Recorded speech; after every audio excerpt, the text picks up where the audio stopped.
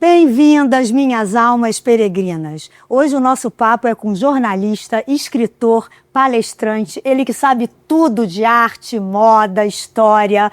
Meu grande amigo, uma das pessoas que eu mais respeito e admiro e me divirto, Bruno Astuto. O Bruno vai compartilhar com a gente o conhecimento que ele ganhou com anos de estudos, viagens e experiências. Somos almas peregrinas viajantes. Uma viagem para dentro? Ou é de dentro para fora? Bem-vindo, Bruno. Bruno, você é tanta coisa, você já fez tantas viagens, tantas coisas diferentes pelo mundo. Fala pra gente um pouquinho quem é essa pessoa. Ai, assim? Me definir? Engraçado, é muito... Eu fico sempre pensando, se me perguntassem para me definir, eu não consigo me definir, sabe? Eu não fico pensando nisso, eu não tento me fazer caber numa definição, porque eu canso muito das coisas. Então eu quero fazer várias coisas ao mesmo tempo. Eu fiz o livro do Rio, aí eu tenho meu trabalho na JHSF, eu tenho no Cidade Jardim, aí eu tenho a novela Vale Tudo. Eu gosto de experimentar muitas coisas, então talvez se eu fosse me definir, eu ia ser uma alma em experimentação. Sim, isso que traz a pluralidade do seu talento, né? Não, do talento eu não sei se eu tenho, mas é pluralidade com certeza. Ai, que legal. Você sempre foi super estudioso. De onde veio esse amor pelo conhecimento? Os meus pais, eles eram professores, tanto meu pai quanto a minha mãe, então eu fui cercado de livros desde criança. Então pra gente era uma coisa fundamental, era uma coisa natural, o livro. E o primeiro presente que eu me lembro que o meu pai tenha me dado não era um boneco, nada, um brinquedo, era um atlas. E ele falou, você precisa conhecer o mundo. Mesmo sem poder viajar, não tinha condições de viajar para o exterior, a gente não tinha essa vida, filho de professores, né? E ele me deu esse atlas, eu ficava estudando esse atlas, olhando, eu adorava decorar todos os países, as fronteiras, e isso me tornou uma alma peregrina. Não existe algum personagem histórico ou espiritual que te inspira profundamente? Nossa Senhora. Nossa Senhora é a minha devoção. E eu acho que isso vem porque eu perdi minha mãe quando eu tinha 4 anos de idade. Então eu acho que Nossa Senhora foi minha mãe. Eu tive outras mães e eu acho isso muito bonito na mulher, porque a mulher, essa rede de solidariedade entre as mães, acaba que quando um filho perde uma mãe, as outras mães acabam maternando aquela criança. Então, a minha tia, que foi a Mimi, que era irmã do meu pai, ela foi minha mãe. Eu tive a minha madrasta, que também foi minha mãe. Eu tive mulheres que assumiram esse papel de mãe, minha prima, sabe? É incrível isso. Nascem mães, outras mães, quando acontece uma calamidade como essa. Mas Nossa Senhora é a grande mãe para mim. E nela eu confio, a ela que eu recorro sempre que eu preciso. Então eu tenho essa figura que acalma, que me conforta. E você é uma pessoa muito religiosa, né? Eu sou uma pessoa de fé. Eu sou uma pessoa de fé e eu acho que religioso, eu tenho momentos de religiosidade. Hoje eu estou num momento de religiosidade, no sentido da prática, dos ritos, do ritual. Eu tenho um pouco de resistência a rituais. Então eu acho que eu estou repetindo só no mecânico. Quando eu vou a uma igreja e o padre, a homilia é só repetição da religião, daquilo que a gente já leu, mas que não faz uma reflexão em cima da vida prática dos fiéis, dos nossos desafios de hoje. Para você tem que fazer sentido. Tem que fazer sentido nos desafios de hoje, porque eu acho que as pessoas estão lá para ouvir isso, porque Sim. A palavra do Evangelho está lá Exatamente. no livro. Você acha que existe fé sem espiritualidade? Totalmente. Fé é uma crença. Porque eu sou assim uma fã, entendeu? Até quando a gente estava pensando nas perguntas que a gente ia te fazer, essa é uma pergunta que veio muito para mim e que eu realmente exercito muito, Porque a fé dentro da espiritualidade, eu vou deixar até você colocar que a pergunta foi feita para você, mas para mim faz totalmente sentido. Não, porque eu acho que é muito além disso. Espiritualidade são seus atos, a forma de que você pensa, a forma como você ser empático, generoso, amoroso. Eu acho que isso é ser espiritual. Eu acho que a espiritualidade é a busca, é o processo. É a busca por algo que transcende. Você pode ter uma fé em valores concretos e não estar buscando nada que transcenda a sua existência humana. Então você tem a fé no país, você tem a fé no economista, você pode ter a fé que o seu filho vai estudar, e aquela crença é aquele depósito, né, de esperança. Eu também vejo, eu acho que a fé às vezes ela deposita muito fora, no outro, né?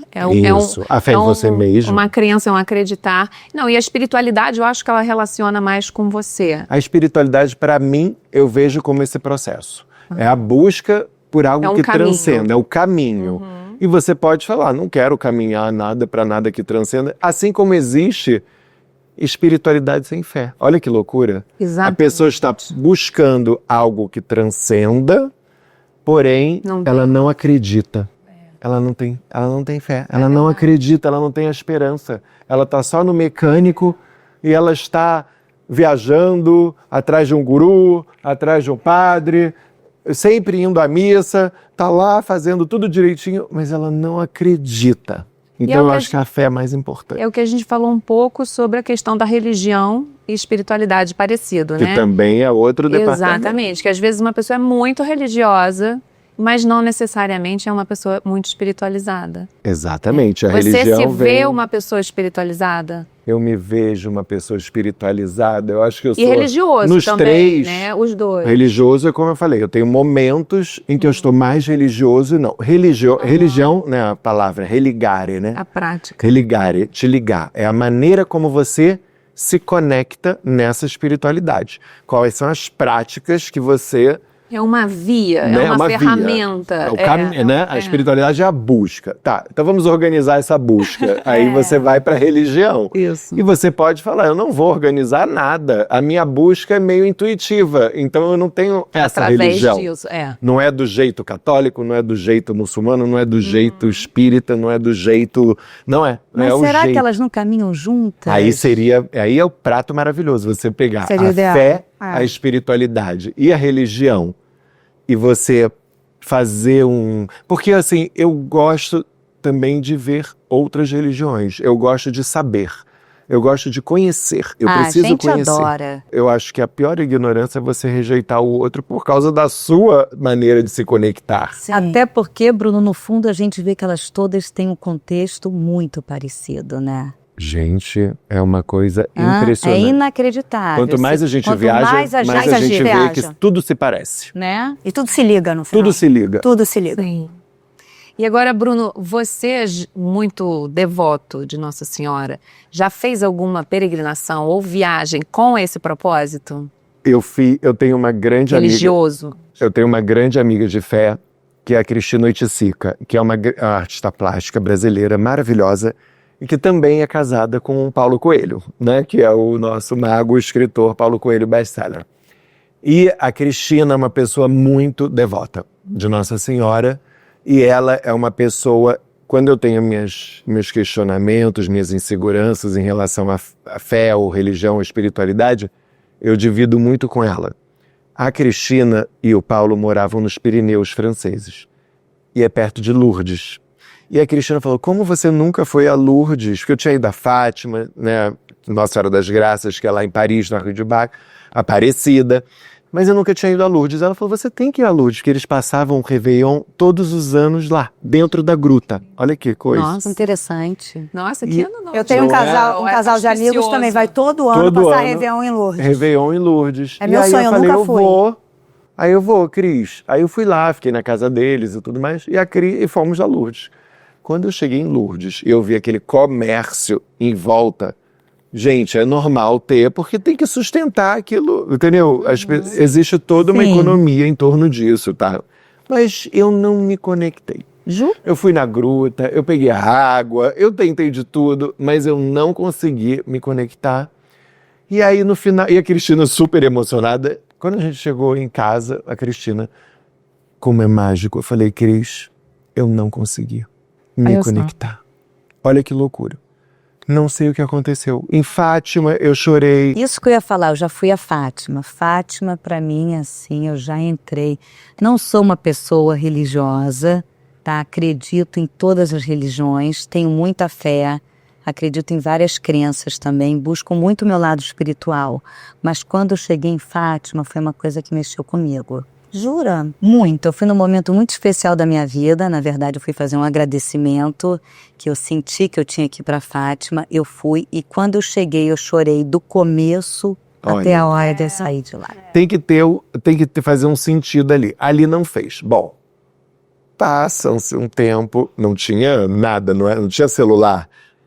Cristina fez uma foto minha com a câmera, né, de papel. Imagina que loucura. Do nada, ela fala, você tá sentado? Ela me liga, tá sentado? Ela manda um e-mail com a foto. Eu tava na frente da gruta, eu nunca falei isso pra ninguém, olha que loucura. Atrás de mim, na gruta, estava a efígie, a silhueta de Nossa Senhora. Gente, acho que eu não sabia disso. E Mágico, aí, a mágico. Cris falou, Olha que ela sinal. estava do seu lado. Eu fiquei tão emocionado, eu fiquei tão tocado, porque era uma coisa, parece uma loucura, as pessoas vão falar, ele pirou. Mas ainda bem que tem testemunhas, a Cristina, tem a sobrinha dela, a Paula Braconô. E aí eu usei essa foto como fundo da tela do meu computador a vida inteira, até que o computador queimou, não tem mais a foto. Então às vezes você faz uma viagem espiritual, E não... eu falei, eu vou arrasar, vou me encontrar, vou subir a montanha, vou ter uma revelação, e você sai arrasado, mas aí depois vem. E a Cristina, o que ela fez comigo? Ela me ensinou a ver os sinais. Coisas que eu não via, eu não tinha essa abertura de enxergar sinais. Sinais de Nossa Senhora, sinais espirituais. No seu dia a dia, No né? meu dia a Que é o dia. que se fala da sincronicidade, né? Exato. Que são sinais divinos, São. que não são coincidências. É uma palavra, alguém que se cruza, isso. nada é por acaso. E ela me ensinou a reconhecer esses sinais. Então, hoje eu sou uma pessoa mais preparada com essa técnica dessa minha amiga de grande fé. E ela me ensinou. Agora, Nossa Senhora das Graças, para mim, é uma coisa muito importante. Muito a minha forte. Porque Nossa Senhora das Graças, ela tem uma coisa muito particular. Tem tem várias coisas particulares. Além da medalha, né, que é a medalha que eu uso sempre, que eu digo, a medalha não é um talismã. A medalha é um lembrete. E a Nossa Senhora das Graças, ela tem os raios que saem das mãos dela e tem alguns raios que estão apagados e outros acesos. E aí fala, o que são esses raios apagados? São aquelas graças que você ainda não pediu. É lindo. Então ela está esperando, porque o que acontece? Tudo é assim, eu tenho que ter gratidão. Gratidão, eu acho que é a palavra mais usada, assim, fora de contexto que existe hoje em dia. Tudo é a gratiluz, a gratidão, tem que ter gratidão, tem que ter gratidão. Se você só tem a agradecer, é porque você é uma pessoa narcisista, você não está sabendo o mundo em que você vive. É verdade. Você não está vendo guerras acontecerem, pessoas passando fome, pessoas em hospitais. Se você não tem para pedir por você, que está tudo certo na sua vida, que bom. Peça você... pelo outro. Exatamente. Peça pelo outro. Minimamente. Entendeu? Então, é isso. Que eu acho isso legal. A Lindo graça de isso. Nossa Senhora das Graças. Muitos movimentos de arte ao longo da história passam pela religião. Você vê uma relação entre arte e fé? Desde a pré-história. As pinturas rupestres não mentem, né? Você tem ali cenários, claro que como arte, dos homens das cavernas pintarem aquilo que eles estavam vendo, a caça, a caçada, mas também eles pintavam para pedir proteção e para pedir colheita e para pedir comida, e isso é arte se manifestando E como... os rituais acompanhavam todo essa... Tudo tinha. A arte representa... A arte é você. É que assim, a realidade não basta. Então, a gente precisa de algo a mais. A gente não consegue explicar tudo pela razão. Então, a gente precisa da arte para a gente entender aquilo que nos transborda, aquilo que está além da nossa visão. A arte faz isso. Nos coloca de uma maneira diferente. Poxa, trabalhando na novela, né? No Vale Tudo, né? Vale Tudo é a grande novela sobre a ética, né? É sobre a ética. E às vezes você só conversando, você só lendo, você não entende. Você precisa ver os personagens vivendo aquilo para você entender. Nossa, será que eu faria isso? A arte questiona. E quando você duvida, você se conecta com algo que transcenda, porque não está no seu campo de visão. E a dúvida é o grande motivo da religião, da fé e da espiritualidade. É a dúvida. É a dúvida. Porque a gente não sabe de onde eu vim, por que eu estou aqui, por que eu estou passando por isso, por que eu conheci, por que vocês são minhas amigas. Essa busca pelo... Por que a gente se conheceu? Por que a gente se conheceu? Por que você tá na minha vida há tanto Exato. tempo? Como? Como? Não sei. Entendeu? O que aconteceu? Onde foi isso? Onde que dava? E por que e por que mais com uma e não com outra? Quem são essas afinidades? Quem não se pergunta por quê, são pessoas normalmente que não têm fé, que não têm espiritualidade. Não falo religião, mas assim, você tem que se perguntar por quê. Existe a investigação científica, que já basta. É uma forma, eu acho espiritual você ser uma pessoa científica e de você procurar razões terrestres, moleculares, atômicas para toda explicação. Eu acho que tudo isso se funde. Mas chega em algum momento que fala assim, tá bom, é o átomo, mas e antes? Não há antes? Bruno, o que te inspira a viajar e por quais motivos você escolhe os lugares? Hoje, muito a trabalho. Eu viajo muito ao trabalho. Eu passo 6 meses por ano viajando quase. É uma coisa... Mas eu amo viajar a trabalho, porque eu acho que eu não estou trabalhando. Eu gosto tanto de fazer o que eu faço, que até eu falo, será que eu tô meio vagabundo, gente? Que eu tô me divertindo aqui, eu não tô entendendo. Não é, porque eu amo o que eu faço, de verdade. Agora, eu preciso voltar a fazer viagens mais de descobertas. Eu acho que eu tô voltando demais aos mesmos lugares. Então, por exemplo, eu vou a Marrocos 3 vezes por ano. Não precisa, já conheço do avesso. Mas é que eu sinto muitas saudades. Então, eu fiz essa viagem agora recente para a Índia, que é um país que eu não conhecia, e que foi maravilhoso, porque eu cheguei lá e 2 dias depois eu queria voltar. Por quê? Queria voltar porque eu falei, isso aqui é muito diferente daquilo que... Eu não sei, eu estava esperando um cenário Bollywood, e tinha fog, e tinha perrengue, 10 horas de carro. E aí eu falei, não é... Aí o Sandro, meu marido, falou, eu falei, façam as malas, vamos voltar para Roma. Aí o Sandro, não vai fazer mala nenhuma. Você vai aproveitar... E aí, quando eu saí de lá, eu chorava de saudade. E eu sinto, e se eu falar agora, eu sinto um buraco de saudade. Lindo. Uma falta que me faz absurdo. A Índia consegue conectar em algum lugar que a gente não sabe explicar. Exatamente. É muito especial. É muito diferente de... E é uma coisa, a gente foi agora a Butão e Nepal. Eu não voltaria. Tipo, Exato. Eu voltaria 10 vezes pra Índia, Mas eu quero você ir pra gostou Índia. de ir? Eu amei conhecer. É isso. Eu e amei. tem lugares que você não incrível. quer voltar. Não quer, que tá checked, entendeu? Exatamente. Você fala, tá visto. A Você Índia... sentiu o lado espiritual, assim? Você acha que o que te tocou foi esse lado na Índia? Sabe o que me tocou no espiritual? De eu olhar e falar, meu Deus, aqui não tem uma Nossa Senhora. Então eles não sabem. Isso me despertou, como no Japão também. Que é o seguinte, a gente às vezes acha que a nossa realidade é a realidade que existe. E não é. Existem várias outras realidades. Então você precisa viajar para você se dar conta, para um lugar como a Índia ou ir para o Japão, para você se dar conta de que...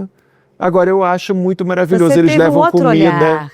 Eles levam comida para os deuses, que é muito dos orixás. Exatamente. Tudo conversa. igual. E As religiões todas se conversam. amo. É impressionante. Amo isso. Que é Ah, e é tudo. lindo, isso amplia no sentido até de preconceitos, né? De que você acha que por conta da sua escolha, o outro também não consegue alcançar a religião, E eles não vão pro céu? A fé. Tem que pensar como você, tem que ser do seu jeito. Do seu jeito. Eles não vão para o céu por causa disso? Não, eles estão maravilhosos, eles já estão no céu. Olha, eu tenho uma pergunta para você, Bruno, que é: qual a importância da preservação da memória na sociedade? O passado sempre influencia o presente? Sim, claro, porque o passado é aprendizado, né? Você viveu aquilo, você não quer repetir o que você fez de errado e você quer prolongar aquilo que você fez de certo. Mas você não pode também ser escravizado pelo passado. E eu acho que é isso. Durante muitos anos eu tive na Vogue Brasil uma coluna chamada Nostalgia, que contava a vida de grandes mulheres e tudo mais do passado. E é maravilhoso contar a história. Eu amo a história, mas eu não quero ser preso à história. Eu não quero ser preso e ligado ao passado. Eu não quero saber fulano, eu não quero mais esse assunto. Esse assunto não é um assunto para mim, entendeu? Ai, fulana fez isso, fulana fez aquilo, eu tô nem aí. Eu quero saber do futuro. Eu estudo história, mas eu não sou saudosista. Engraçado, né? Não sou saudosista. Eu não acho, antigamente era melhor. Eu não acho. Eu acho que eram outras circunstâncias e a gente tem que pensar de outra forma. E essa coisa de ter perdido muitos arquivos ao longo da vida me fez uma pessoa liberta nesse sentido. Por isso, é isso que eu falo, o passado, a memória, tudo é importante. Claro que é a preservação da memória.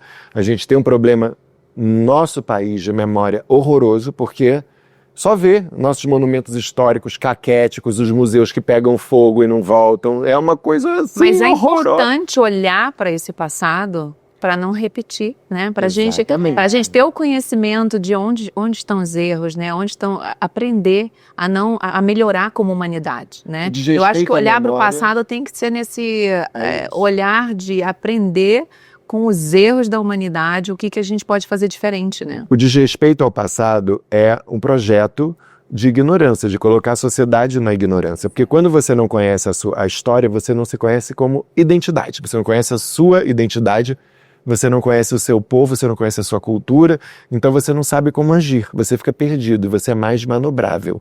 Por isso que é tão importante a história, você conhecer o passado, você honrar. Mas também é muito importante você fazer as pazes com a sua memória. E você deixar e falar, não sou mais essa pessoa. Eu não acredito. Aquela coisa, as pessoas não mudam. Aí é falta de fé. Eu tenho muita fé. As pessoas eu acho que as pessoas mudam. Sempre. Eu não sou a mesma pessoa mesmo. Você é uma pessoa de 20 anos, sabe? Claro que não. A gente que convive há muitos anos, a gente já mudou ao longo desses Várias anos. encarnações. Várias vezes, né? Eu encarnei várias vezes. Nossa, todas as minhas escolhas há 20 anos atrás não são as de Meu hoje. Deus do céu. E às vezes a gente evolui umas encarnações e às vezes a gente dá retrocede, uma a gente fica voltinha pior também. Exatamente. A gente fica erra, pior. Fala, A gente fica careta, fica podia chato. ter feito diferente. Putz, voltei aí umas 3 vidas. E a frase, não me arrependo de nada. Que não se arrepende de nada? Que pessoa louca. Como assim me arrependo amargamente? Exatamente. Que horror. Como é que eu pude? Você olha e você fala, ai, gente, me perdoa a ignorância. A juventude faz a exatamente. ignorância. As certezas que a gente tinha Arrependimento empáfia. faz parte, né? Claro, arrepender-se, Tem que sabe? se arrepender. Tem Lógico. até uma humildade ali, né? É Humildade. bonito você A reconhecer, né? Eu humildade errei, eu me arrependo, né? Se colocar ali naquela situação, né? O reconhecer, né? Quem não se arrepende Isso não faz pede perdão. É só parte. para não pedir perdão, para não pedir desculpas, Eu sabe? não tenho problema nenhum. Eu também não de tenho perdão. problema. Olha, me perdoa. Eu sou um ignorante, realmente. E tudo bem, E tudo bem. tudo bem. E é isso. Total. Vem cá, Bruno, você sofreu, né, uma operação de emergência 1 ano e pouco, né, atrás. Um ano e 3 Você meses. acha, 1 ano e 3 meses. Você acha que isso mudou a sua forma de ver a vida? E como é que foi essa mudança? Você teve alguma mudança na forma do cuidado com a sua saúde? Eu parei de fumar. É. Eu fumava 3 maços por dia. Jura? É. Olha que loucura eu falar isso, né? Mas é isso. Eu tenho que falar, porque eu faço... Eu vou virar um advogado chato, mas eu vou dar o meu caso. Eu fumava 3 maços por dia e eu tive que parar. Eu tive um infarto no meio da semana de moda, sentindo dor nas costas. Aqui atrás. Olha que loucura. Achava que era muscular. Chamei o massagista lá em Paris. O massagista veio e falou, realmente você está muito tenso. E eu estava. Então a dor muscular disfarçou e eu estava simplesmente infartando. Ao longo da semana, indo a desfile, infartando. E aí de noite eu senti, enfim, fui para o hospital. Aí eu virei para o hospital, já para o médico fazendo o exame. Eu virei e falei assim, posso lá fora fumar? Ele falou, fumar? Chegaram vários enfermeiros com todos os coisas já botando. Eu falei, acabou, morri. Você não sai mais daqui, Não né? saio mais daqui. O senhor não sai, o senhor não vai voltar. Mas eu volto amanhã para o Brasil. Não, o senhor não vai voltar. E aí eu fiz, eu tive que colocar um stent, graças a Deus, né? Não aconteceu nada assim de mais grave. Mas o médico lá da França falou, o senhor vai ter que diminuir. O senhor até pode fumar um cigarro por dia. Eu falei, doutor, nada me dá mais prazer, nunca vou esquecer dessa minha frase, nada me dá mais prazer do que um cinzeiro cheio de guimba de cigarro. Comigo é 1 ou 8 mil cigarros, não existe 8 mil cigarros ou 0. E aí ele falou, então tem que ser 0. E foi 0. Se você perguntar pra mim, você já fumou? Não me lembro. Olha que loucura. Não sinto vontade, tirei da minha vida. Mas tive que fazer uma reeducação. O alimento, aí eu descobri o que é o alimento. O alimento ajuda a gente a parar de fumar. É impressionante. A dieta me ajudou, como uma nutricionista, a substituir, porque eu tinha gatilhos. Entendeu? O que você mudou na sua Gatilhos alimentação, de, assim? por exemplo, chocolates, de coisas assim. Café, eu não sou do né? doce. Não. Odeio, olha que loucura, eu odeio Não, você café. não toma café. Não sou do doce, mas eu sou da fritura. A fritura tem um paladar infantil. Batata tem que fazer frita, uma pastel. reeducação alimentar. Não, ele foi pra Reeducação. feira em Paris, eu me lembro que eu recebi Foi. várias fotos suas. Ele começou a conhecer os alimentos. Você não sabia o nome Eu dos falar, alimentos. o que é isso? Abobrinha. Isso aqui é espinafre. Não, isso é brócolis. Olha que coisa absurda. Tinha um paladar realmente Uma ignorância. infantil. Quantos anos? Com 46 anos. 45 eu tinha. Foi Eu um ano tinha e 3 45. meses atrás. Tinha 45. Conheceu o brócolis. Ano passado, fui apresentado ao brócolis. E sabe que foi um prazer? É a maneira de fazer, né? Então tudo é a maneira de fazer. Mas foi Não, e um quando susto e você mudou. começa, muita Bruno, a coisa. provar, seu paladar muda também. Muda. Entendeu? Você não tinha Não. o paladar para esses alimentos. Agora você tem Agora eu tenho. esse paladar. Então você realmente começa a gostar. É uma Sinto-me uma novidade. pessoa muito sofisticada, sabe? O brócolis, eu me acho tão Eu chique, uma adoro. pessoa brócolis, me tornei uma pessoa... Eu E já- hoje eu tenho repulsa É por um vivo de fritura. legumes. Eu ia te E a perguntar, fritura me dá repulsa. qual o impacto que você sentiu na sua vida com essas mudanças? O quê? De se sentir bem, de disposição, deve ter tido. Seu sono. Engraçado, eu queria ter... Não, eu queria ter, eu falo assim, o impacto que eu gostaria de ter tido. De relaxar mais um pouco, entendeu? De falar assim, ai meu Deus, eu quase morri, agora dane-se também, nada mais tem importância, e eu não me tornei essa pessoa. Eu queria falar isso. Eu queria falar, assim, agora eu vou diminuir o meu ritmo. Não, fiz novela, lancei livro, entendeu? Mas eu tenho uma urgência de viver. Isso, você Ai, tá isso é vivo. Eu tenho uma urgência de viver, é engraçado, eu não sei. Eu acho que você tentou desacelerar no começo. No começo, No começo, super. Você ficou sem celular um tempo, lembra? sim. Aí depois tudo foi por água abaixo. Foi. O celular não é uma coisa boa. O meu médico, o meu cardiologista na França, que foi maravilhoso, ele me disse, o que me operou, ele me disse, celular não pode durante um mês. Aí eu falei, credo, doutor, que coisa horrível. Ele falou, não, porque você não pode se estressar. E o maior fator estressante hoje é o celular. Aliás, eu acho mais perigoso o celular hoje do que se você fumar um cigarro. Eu falei, não, então não você vai vai ter dar. um cigarro, doutor. E aí, olha que loucura, né? Mas, Bruno, maravilhoso. Você tem um tesão pela vida. E a vida Tenho. tá aí pra ser vivida. Eu amo tem a coisa vida. melhor do que isso. Aproveitando esse gancho, fala então pra gente o que é felicidade pra você. Uma arara cheia de roupa para eu poder fazer mala. Fazer mala. Isso é uma visão de... Adoro fazer mala. Olha que a Paulinha vai me matar. Não, mas, Eu mas o adoro Sandro reclama, fazer fala, mala. O Bruno passa o dia nas malas, Fazendo né? mala. Ele chega de viagem e já Mala. começa a mala de novo. Separa a mala ali, Doideira. bota a mala ali. Olha que loucura. Que delícia. É a terapia. Agora, É um nômade. falando sério, eu não acredito na felicidade. Eu acredito em felicidades, em Momentos alegrias, felizes. em momentos felizes. Então, eu não busco essa felicidade. Eu não corro para chegar em algum lugar. Eu corro pelo prazer de correr.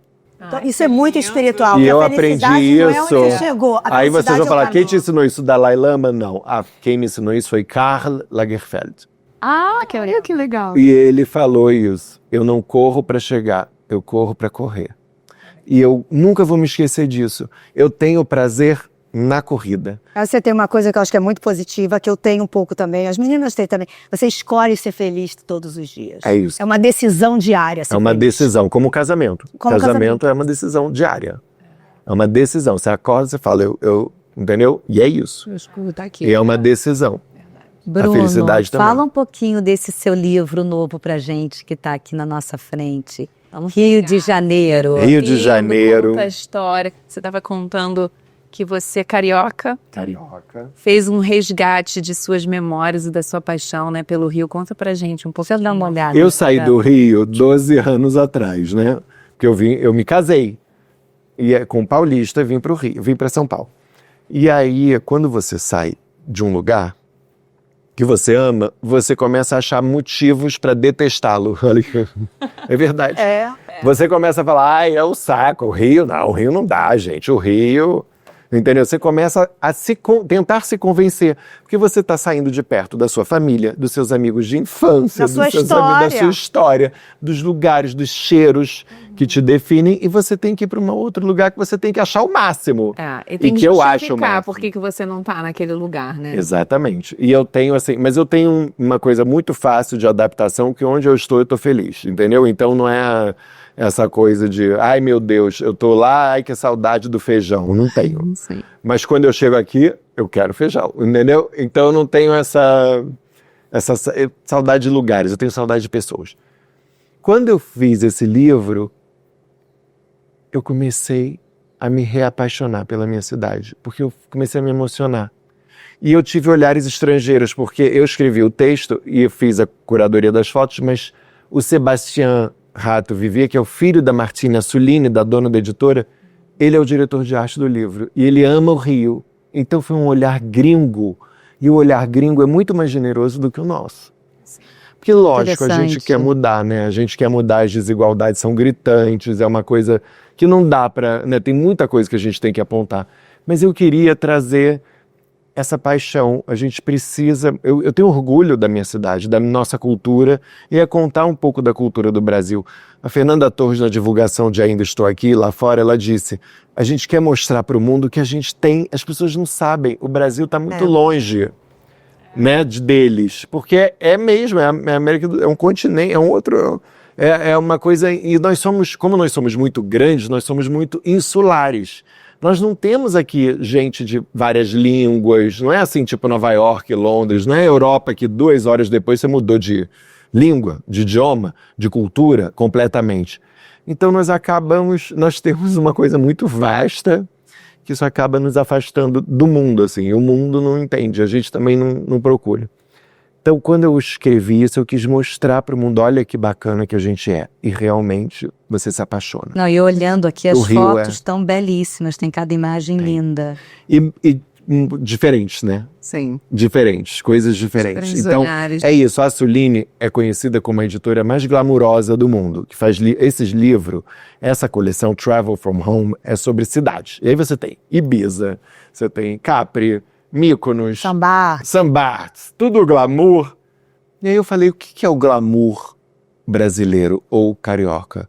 Não é a piscina infinita, de borda infinita, ou aquele ombrelone com um drink. Não é. O nosso glamour é pé no chão, é pé na areia. O nosso glamour é outro. É um glamour natural. E esse frescor, eu acho que tornou esse livro um sucesso, entendeu? Porque eu fiquei... Em 1 semana e meia esgotado, foi esgotando Inglaterra, Estados Unidos, não sei o que. Eu fiquei, meu Deus, o Brasil, e a gente tem um complexo de vira-lata, a gente acha que a gente não é. amado, E a pessoa falou, nossa, mas o Rio?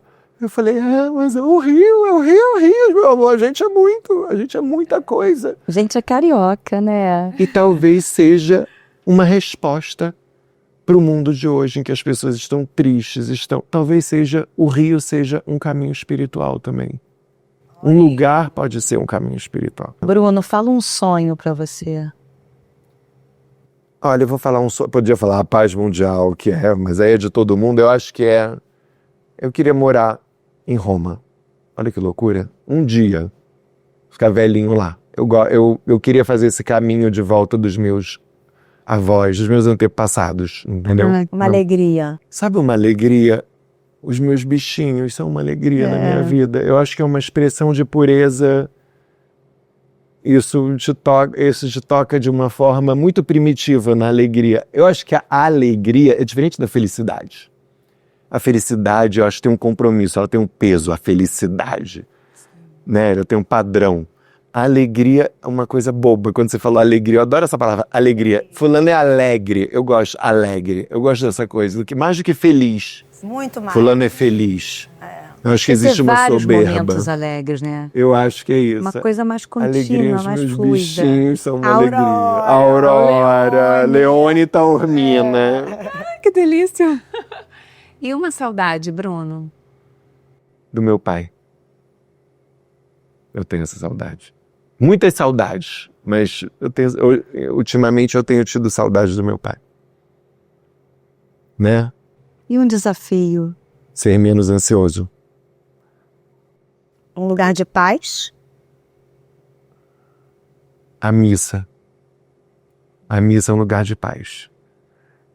A missa é um lugar de paz, a missa me desconecta de tudo. Engraçado, eu tô ali presente. E eu não estava indo à missa, olha que loucura. Foi depois do infarto que eu voltei. Eu retomei a religião. Eu me religuei, o ritual. Sim. Porque o ritual é bom, às vezes não é nem por causa da história da religião, você vai para o céu, você vai para o inferno. Não é isso. Porque a falta de ritual me levou à situação do coração, do infarto. Sim. Porque o ritual de cuidar do corpo é um ritual. Sim. O ritual de se alimentar é um ritual. Entendeu? Se você me deixar, eu como em pé, na panela, fora de etiqueta, todo o contrário. Ele te traz para um lugar de disciplina, né? Disciplina. E a religião te dá essa disciplina, Sim. a disciplina da caridade, a disciplina de estar ali naquele lugar, num banco de madeira desconfortável, com um monte de gente que tem muitos pedidos também, outros sofrimentos, que estão ali depositando seus sofrimentos, e você se coloca num pé ali de igualdade com aquelas pessoas, numa situação de humildade, olhando para cima, e falar, olhe por nós, rogai por nós, que a gente precisa dessa ajuda. A gente precisa se ajudar. A gente precisa se ajudar. Então você está em comunhão. A comunhão é isso, e dividir o seu sofrimento, as suas esperanças, e o próximo torná-los possíveis. É isso. Preenche o coração, a alma, né? É. Você se doando. Você É. sai outro. É a alma peregrina, peregrinar dentro de você mesmo. Que às vezes a gente fica peregrinando para fora, em busca de algo que está dentro. Sempre é dentro. Sempre é dentro. Total. A grande viagem é para dentro. Não é? Mas quando você vai para fora, os novos olhares te fazem olhar de uma forma diferente. Que às vezes o seu olhar para dentro está viciado. Também. Aí vem a viagem. Aí vem a viagem. Aí vem as bolsas. Vem as araras, as malas, aí vem malas. tudo. Você é jornalista. Como é que você vê hoje ter saúde mental com a internet? Com a internet são duas expressões que não combinam. Não há saúde mental dentro da internet. Não, gente, é uma coisa muito séria isso. Eu acho que nós vivemos hoje na ditadura dos algoritmos, não tenho dúvida. E eles não são instrumentos de boa fé.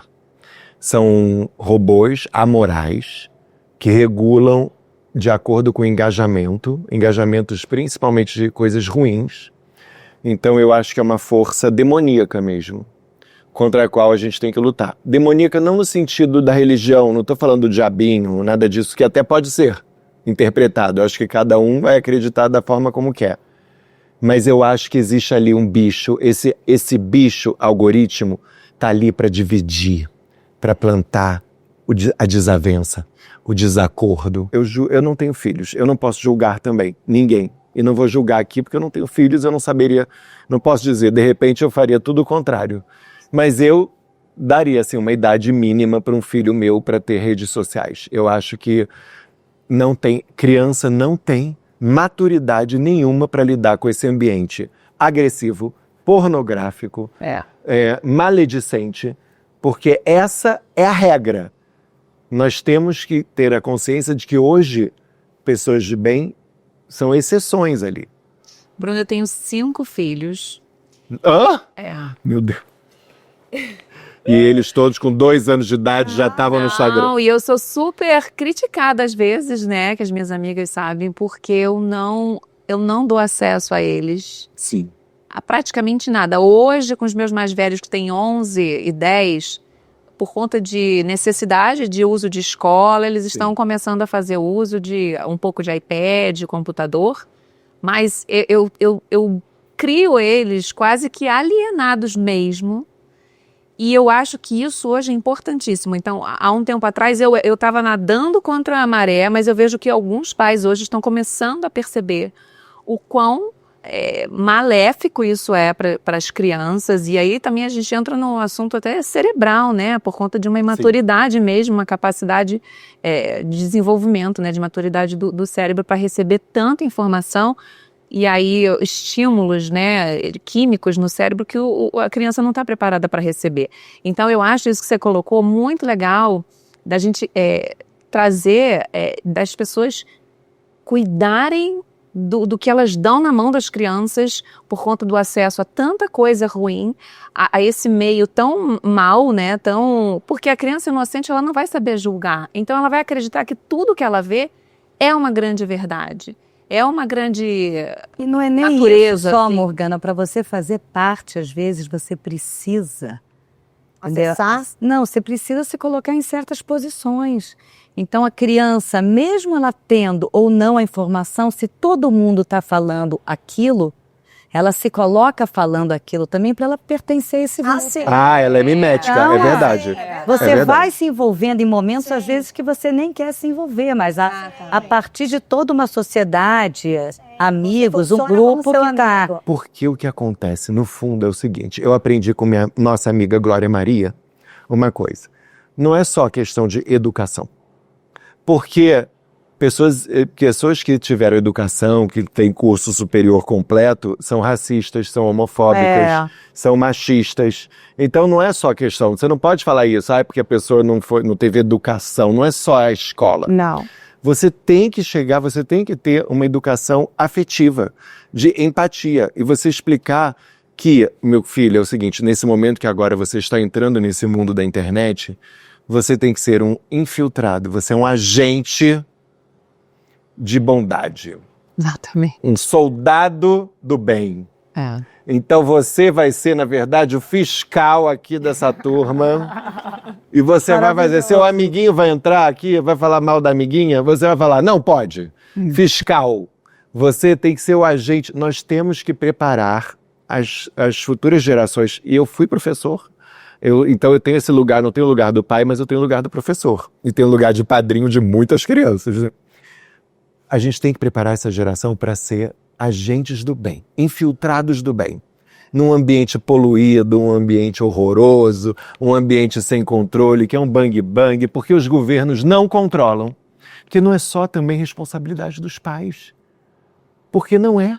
A partir do momento em que você tem grandes corporações digitais que não têm lei, que não respeitam regras. Gente, eu passo por isso o tempo todo na internet. Gente que fala assim, essa voz de bicha, não sei o quê.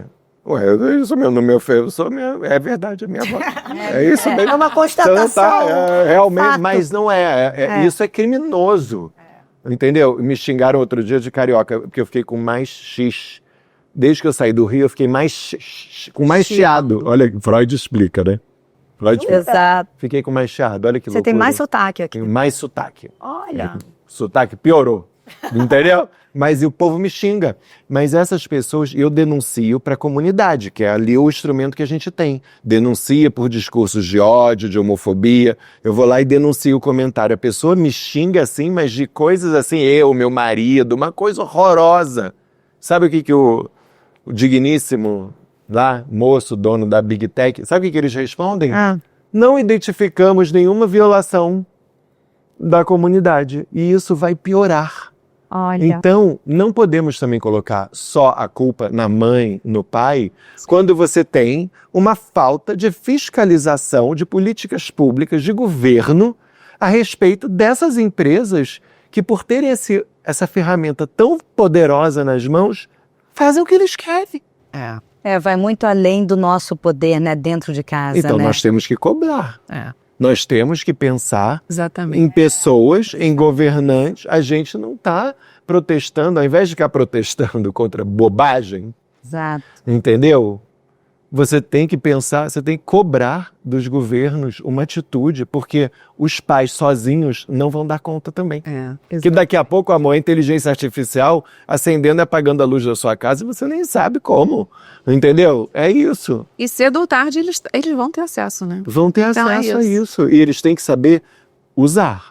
A ferramenta está aí, mas saber também combater. Você tem que criar pessoas fortes para lutar como soldados do bem numa sociedade que vai ser contra eles, entendeu? Mas eles não têm que ser soldados. Cada vez mais. Soldados digitais do bem. Eu adoro ver essa... Adoro. Não é aí, soldado? O bem é vigilância, gente. A gente tem que vigiar. Orar e vigiar.